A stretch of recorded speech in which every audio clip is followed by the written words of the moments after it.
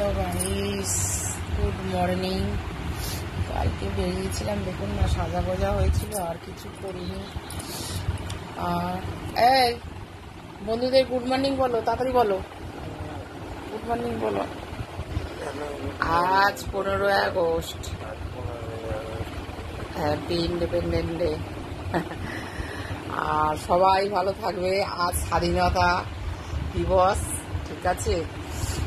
আর আমরাও স্বাধীন, কোনো ডিস্টার্ব করিনি। ওটো আজকে বৃহস্পতিবার, আবার ফুল আনতে হবে। কালকে অত রাত্রে এসেছি, ফুল আনা হয়নি। মন্দির আছে জানেন তো, পুজো দেব। যাবে না ফুল আনতে? কি খাবে? চা খাবে না গরম দুধ খাবে? দাদা জানেন তো গরম দুধ খায় গ্লাসে করে, জানেন তো, গরম গরম একদম।